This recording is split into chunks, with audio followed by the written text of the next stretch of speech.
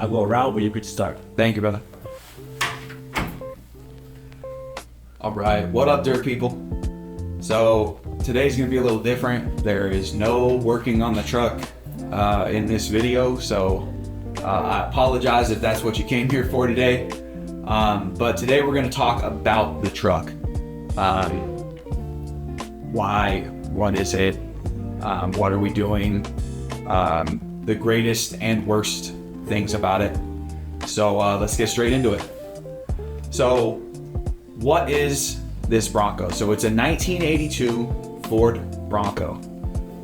It was manufactured in Michigan, ordered at Galpin Ford on, I have the specific dates right here, if I can find them. It was ordered on 2/10 of 1982, and it was actually sold on 3/27 of 82. The truck was what was considered a California special. So it came with the 351 Windsor, C6 transmission, and a Ford 9-inch in the rear with 350 gears. There was no other way to get the 351 with the automatic in California. You had to get that California special. You couldn't get a manual, you couldn't get very many other options. Like if you wanted to step up to that big motor, it really limited you as far as like what you could choose. So it's not any kind of special trim. It's not like some super fancy rare edition. It is one of the highest packages you could purchase. It's the XLT Lariat. But it's not like, say, the freewheeling package, which it's not well known if those packages were actually still being produced in the 80s. I know 1980 they were, 81 is kind of unsure, 82 is unsure. From that period forward, they stopped producing the freewheeling visual package. So let's see. Truck came in raven black paint. Had a bunch of interesting options. It had cruise control, had tilt steering wheel. It had the extra cooling package and electric locks and windows. So kind of fancy for its time, considering the truck is 44 years old now. For it to have electric everything is honestly pretty outstanding and surprising. A lot of the mechanics that I took it to when I was younger were shocked, and they tried to tell me that, oh, those weren't factory options. But now it turns out, now that I have the Marty report, that they were. For those of you guys that don't know what a Marty report is, it comes from this group called Marty Auto. Marty Auto Works is their specific name. Their website's www.martyauto.com. And they're officially licensed by Ford, and they have the sale records of every Ford, Lincoln, and Mercury all the way back into the 60s. So if you're looking for information on your Ford, check these guys out, because they will have everything that you could possibly want. So why this Bronco specifically? That's a pretty common question that we get. So honestly, it was the right truck at the right price. So the night before I found this truck, I was hanging out with one of my friends, and we were looking on Race Desert. My F-150 was in the shop because some moron blew up the rear end, me. And we were just looking to see what we could find. We were on Race Desert searching for off-road trucks, hoping for something within my price range, which was pretty non-existent at the time. And, you know, it was just a thought. And so the next day we were out doing handouts for a local real estate agent, and we were leaving the area that we were doing, and we happened across the truck. I actually just talked to my friend the other day, and he has the original photos from the day that we found the truck, and I'm gonna overlay those across the screen along with different things throughout the truck's life as we go through this. So, yeah, we happened across the truck. We were in a rental car at the time, and I went and talked to the guy, and it turned out he wanted $1,000 for this Bronco. Just looking at it with the very limited experience that I had at the time, I told him, look, I know I at least have to buy a battery. So if you can start it for me, I can get you $900 today in cash. And he said, all right, fine. Let me go grab a jump pack and prove to you that this thing runs. So he got it started on 6.5 cylinders in his driveway. There we go. That's pretty good too. Showed me that it ran. Not well, but it ran. And he was part of a towing company, so he towed it to my house for free and put it in my driveway, and it sat there for the next 4 months until I finally started working on it with my friend. We finally got it started. Picked the worst day to get it going. It was raining. We ended up putting up an awning, and we got it started in my driveway.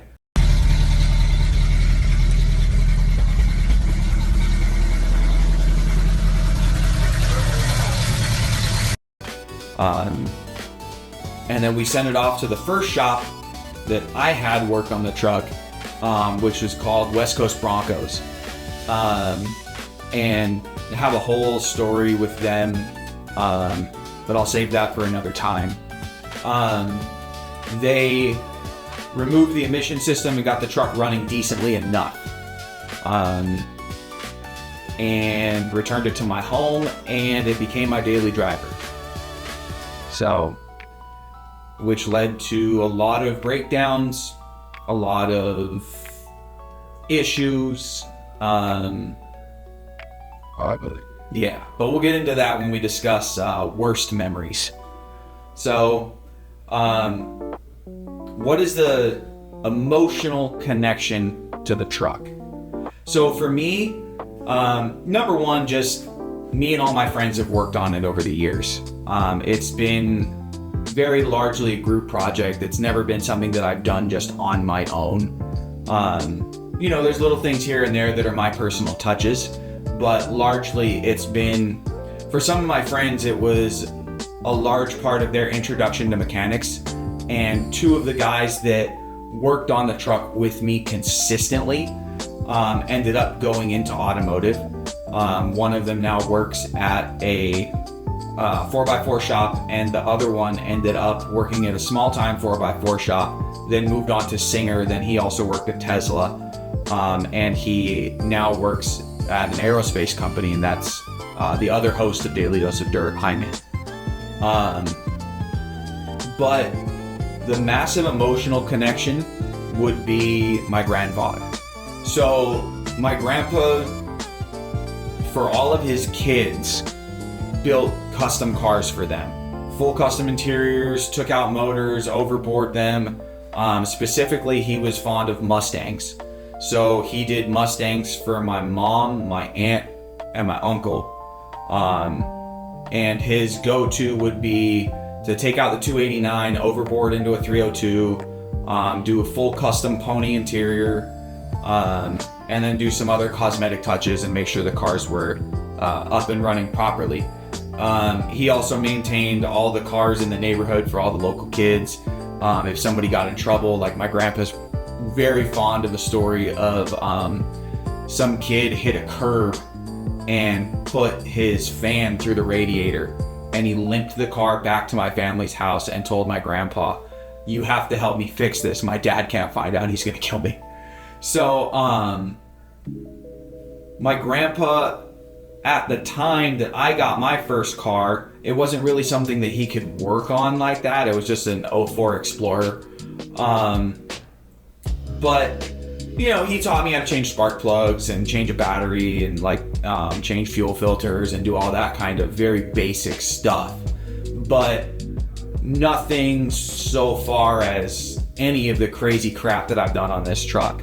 So when I finally got this truck, a lot of it was me working on it on my own. and with my friends, because my grandpa did not like that truck sat in his driveway, it leaked oil. But it was there. And when the time came to do some of the more challenging things, my grandpa ended up coming out and helping me. So the motor that's in that truck right now, the 351 Windsor that it has, is a brand new one from First Mate Marine that we bought off of Summit. And my grandpa helped me put that motor in, and that's the last car that he ever worked on. So that truck now holds a very special place in my heart. That engine holds a very special place in my heart. When it comes time to go for horsepower in that truck, we're going to keep that same engine block in the truck, probably overboard into a 408 stroker. But that truck is never leaving my family at this point. So, yeah. So, let's get into memories. So the best memory with the truck is driving out in the desert for the first time that I really got it out off-roading. I ended up right behind a first-gen Raptor, and I had never really had something that performed well off-road. Like, I had my F-150 that I just put like a mild lift and tires and all that stuff on. But it was never really the off-road truck that I wanted it to be. So my very first time taking the Bronco out to the desert, I ended up behind a Raptor heading out to my buddy's property, and I chased that thing down the entire way out there, doing 70 miles an hour on his bumper the whole time. And that was like my first real off-road experience. You know, I'd rode quads and motorcycles and been in a buddy's Ranger, like tooled around in my F-150, got it stuck or whatever. But I had never had a performance vehicle of any kind.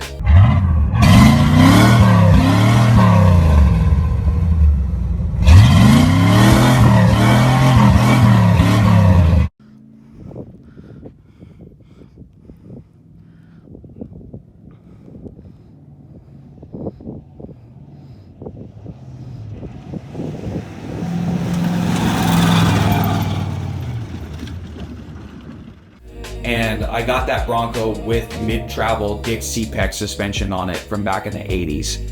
And it still works beautifully, to be honest. It shocks people when they get in the truck and actually get to experience it. That's like one of the big surprising things that people don't realize about the Bronco until they ride in it. The thing rides so well.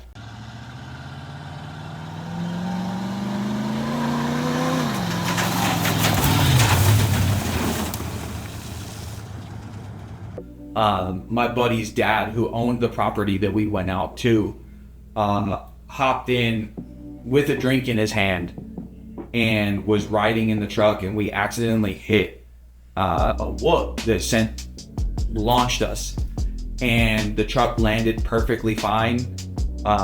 He didn't spill his drink, and he was stunned because I had done absolutely nothing to the truck at that point. I literally just got it running. I was using it as my daily driver. All he knew was that it had problems and that it broke down all the time. So for it to be seen off-road and beating out other people's vehicles was pretty stunning to him.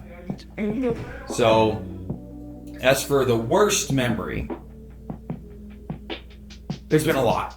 I'll do one of my worst, and then I have another worst from one of my buddies that has worked on the truck with me since day one, the guy that provided all these photos for us, because I've lost them due to time.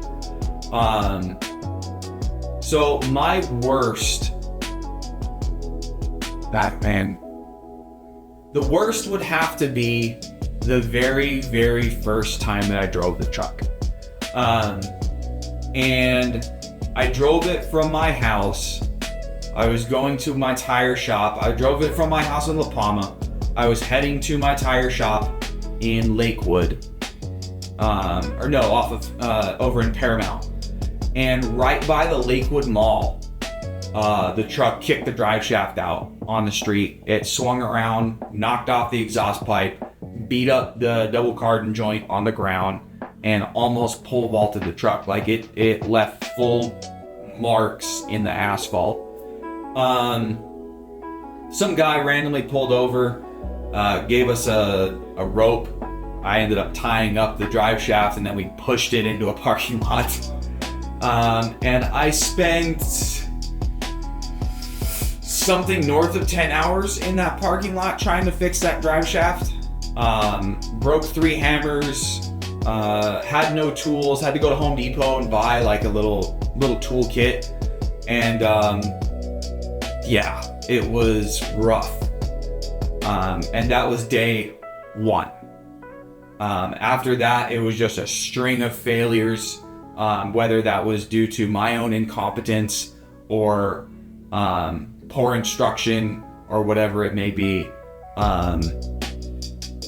Like a fond and funny memory, but still a fail, was we had the hot wire for the starter hit against the exhaust pipe, melt, ground out, toast the starter, and almost set the truck on fire. And so my grandpa came, because I had to get a ride to work. My grandpa came and brought us the new cable. Well, we had to go get a starter, and we ended up throwing in the new starter and rewiring it. Well, my grandpa was looking at the starter wrong and had us wire the thing backwards.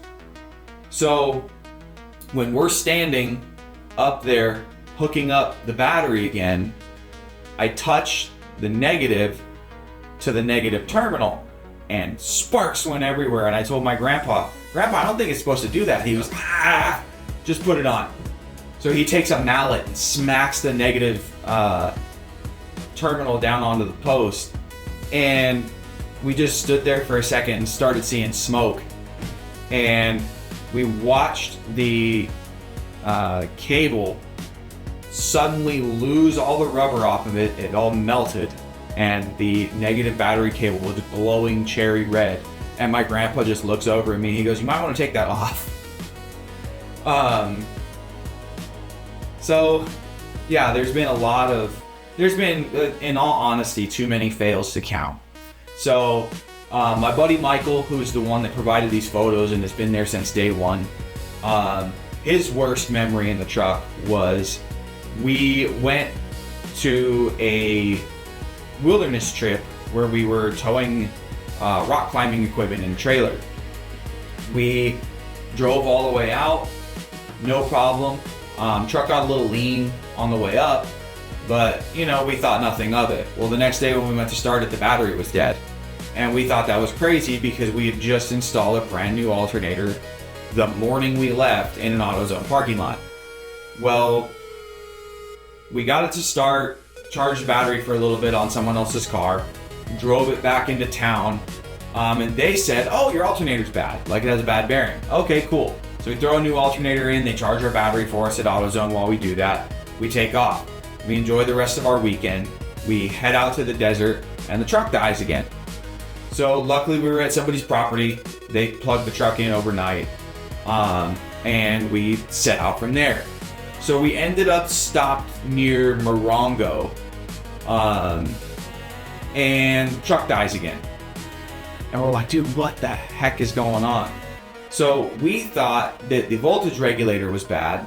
So I skateboarded a mile and a half down the freeway to an AutoZone, got a new voltage regulator, skateboarded back, this time into oncoming traffic, threw that in. When that didn't work, called AAA. They jumped us and we made it to the AutoZone. They charged the battery, and instead of attempting to make repairs because it was freezing cold and we had to get home because Michael's grandfather was sick, we just cannonballed all the way back from near Morongo to Long Beach on the battery only, which looking back was stunning that we made it, but still pretty crazy. And yeah, that was his worst moment just because of the stress. Jaime, the other host of Daily Dose of Dirt, his worst memory of the truck is when we were out off-roading and I got the truck stuck.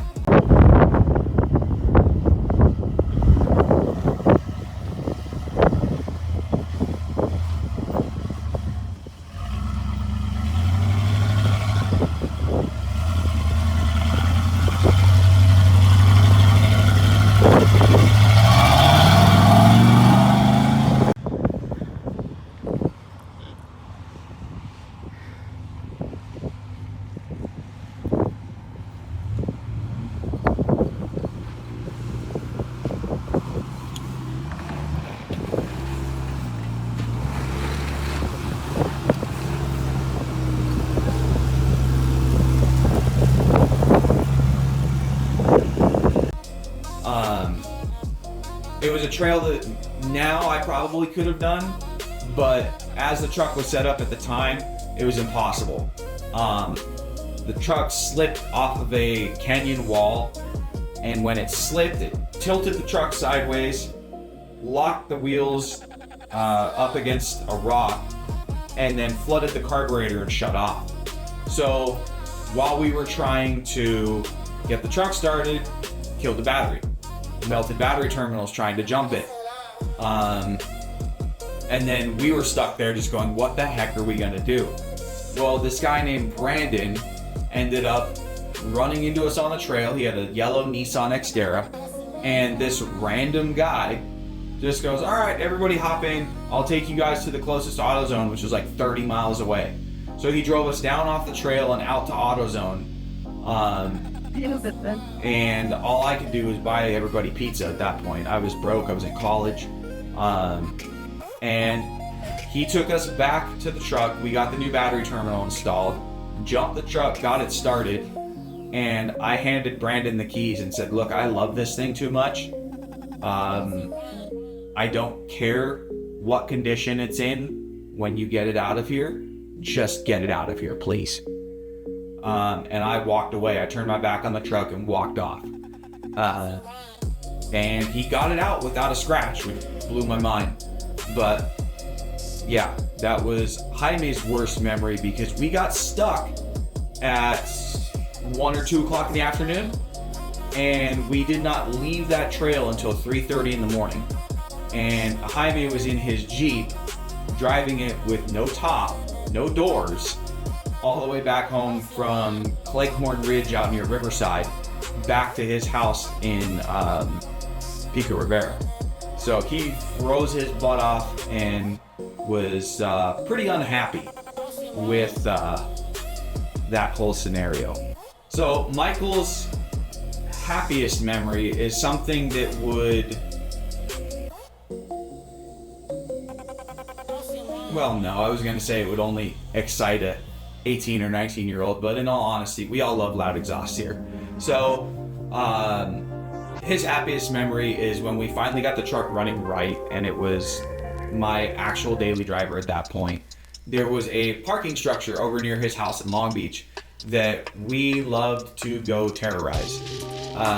So we would drive down this parking structure into the bottom, and just the truck idling would set off every single car alarm in the place. So we used to just go do that on a whim, like just because we thought it was funny.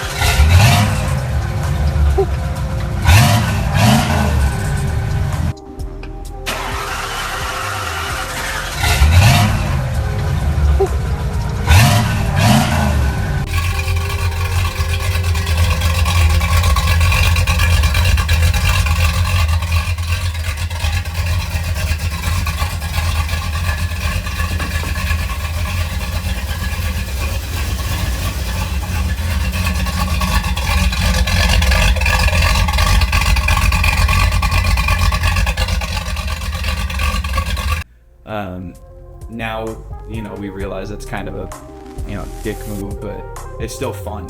I mean, who doesn't love loud exhaust and having your truck idle or your Camaro or El Camino, just have that presence that sets off other car alarms. That's always exciting to me and other gearheads, but you know, some people might think we're jerks, but whatever.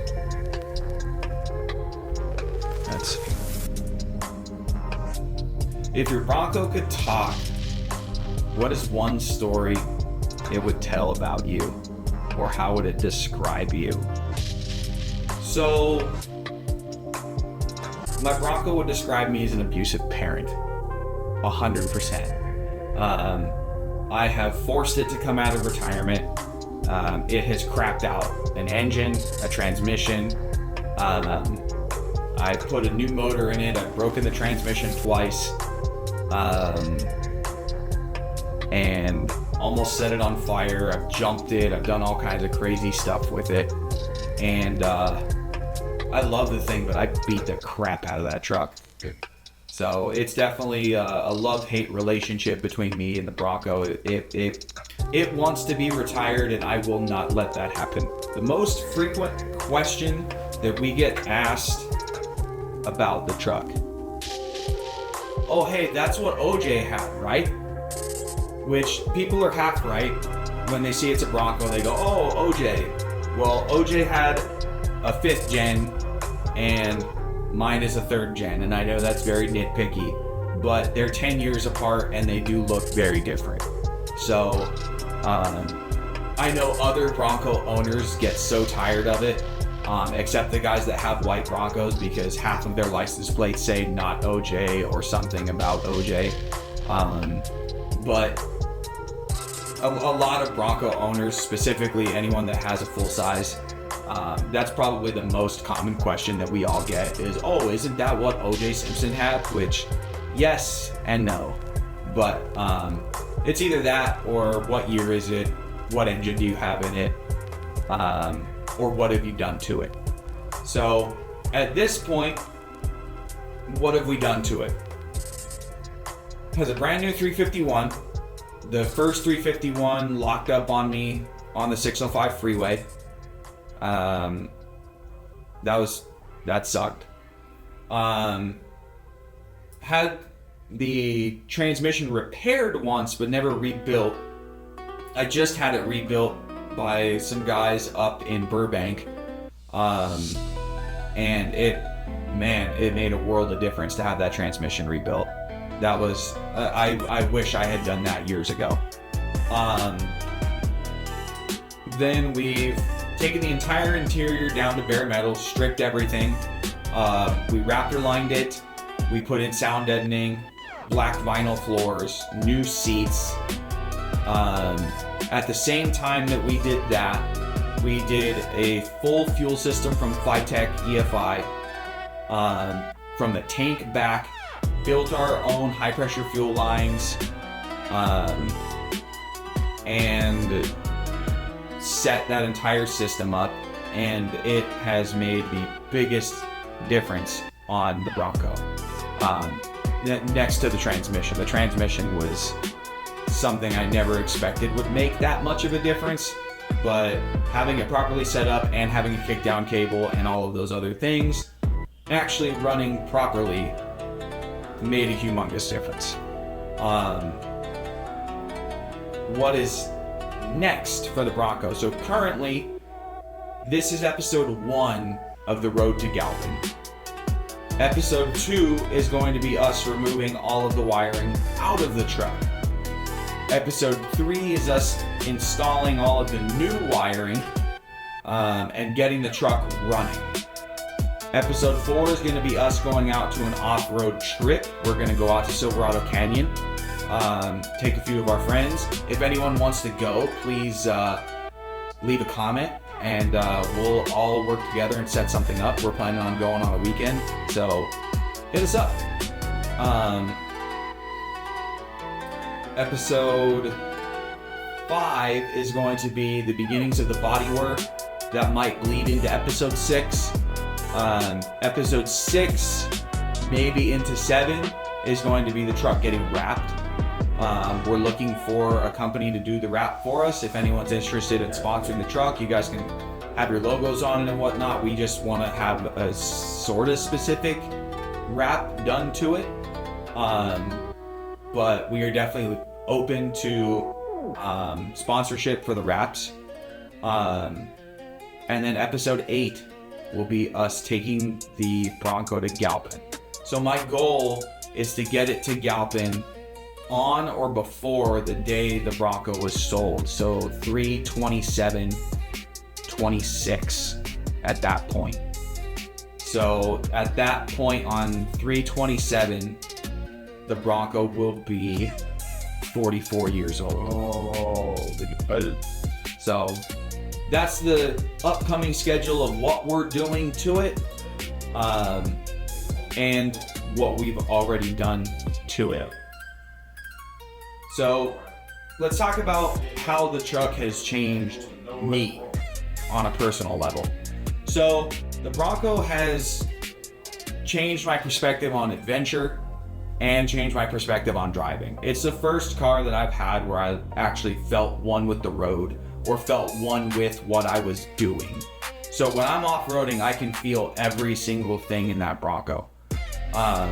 When I'm driving, I can actually truly feel the road. You know, it's much different than driving my daily drive in Fusion. The thing just feels very dead, in all honesty. And it's very utilitarian.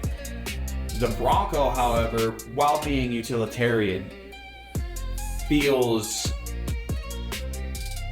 I don't want to say complete, but it just gives a feel of the road and of the things that you're doing that just cannot be matched by anything. So it's opened my eyes on driving. It also it extremely lowered my standards when I started driving it back in 2016, 17, I think was when I started driving it. It definitely lowered my standards because at that point in my life, I did not care what it looked like, what the interior was like, you know, just so much that it got me places. Now I actually kind of care a little bit, if you guys can't tell. So yeah, it lowered my standards for a little while, but now it's also aided to raise my standards because I see what it can be. I have a very clear vision in my head of what this truck is going to be, what it's going to represent to Daily Dose of Dirt, and what it would represent to my grandfather to see it done. But it's also changed my perspective on cars in general, because there's something that a mechanic told me when I asked him, oh, do you have the ability to work on this? And he goes, dude, it's a car. They're just nuts and bolts. And that really broadened my perspective, because it let me see that anything on a car is repairable, and anything on a car can be worked on. Unless you have a new car, which you need a degree in electrical engineering to work on. But specifically, any of these older vehicles, I'd say before 2018-ish, any of those cars can be worked on, maintained and managed, customized or modified in ways that you desire. So this truck was really my introduction to being hands-on on fixing something. I had never swapped an engine before I did this Bronco. I had changed out suspension parts, but I'd never rebuilt an entire suspension before. I've never swapped leaf springs on anything before. I've never removed a transmission before. I've never done an entire interior before. I've never created a fuel system before. And all of these are firsts that are happening on this Bronco, but they're learning experiences and they're opening my horizons to doing work for other people. So as I was redoing suspension on this truck, for instance, I did suspension work for other friends of mine. I rebuilt their trucks. I set them up with off-road vehicles. I installed lights. I did other random electrical work for people because I learned how to wire on the Bronco. Granted, now that I know how to properly wire, I look back and it's a miracle I didn't burn it down. But yeah, the Bronco has largely been a learning experience. So that's how it's altered and shaped my perspective throughout the last, 8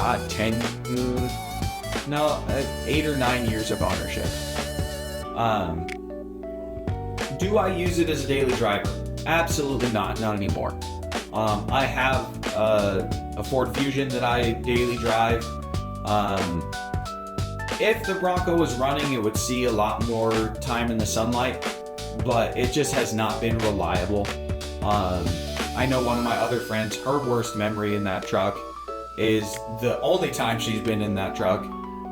We were going to the graduation at West Coast Customs for when I was doing my internship there, and something came disconnected. We lost all power to the cab, and then the alternator shorted out somewhere in the factory harness and stopped charging the truck. So I ended up buying a new battery at AutoZone. I stole power from my subwoofer to start the truck and drove it home on just the battery once again, and parked it, and it's been sitting there ever since. So now that's why we're doing the rewiring, is because just the factory harness was just dumb. So once the truck is done, I'll probably drive it once or twice a week. But I don't want to use it as a daily right now. The thing gets 9 to 10 miles a gallon. Like, it'll chug through a 25-gallon tank of gas in 4 or 5 days. That's partially on me for having a lead foot, but if it sounds that good, why would you not? But I don't ever really plan to return it to a daily driver status. And that kind of leads me to, what is the vision for the Bronco? So within the next 5 years, I see the thing wrapped and representing our business at different meets and events that we're going to start hosting, and just popping up at different off-road events all around California, possibly into Arizona and Nevada if I dare trek the thing that far. But within the next 5 years, we plan to fabricate a long travel suspension kit for it.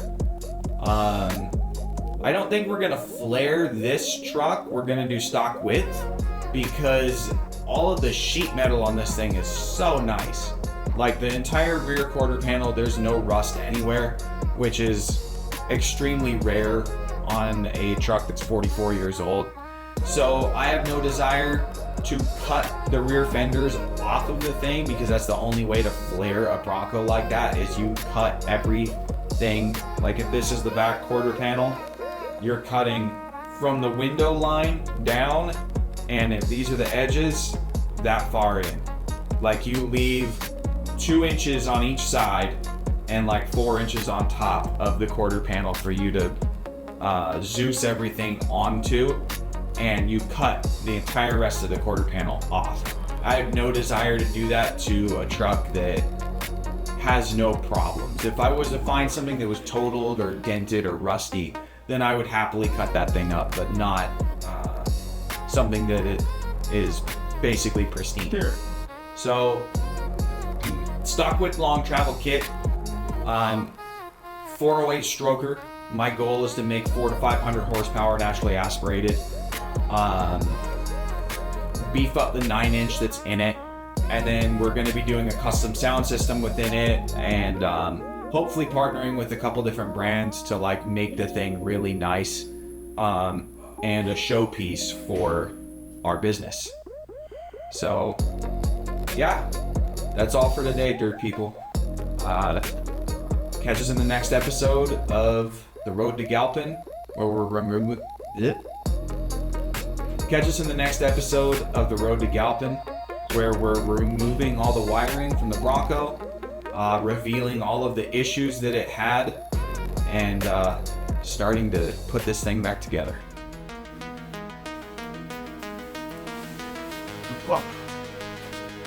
Good. Yo. That is good. Yeah.